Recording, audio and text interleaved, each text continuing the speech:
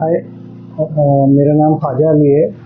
और मैंने अभी रिसेंटली फॉर्च्यूनर परचेज़ किया है।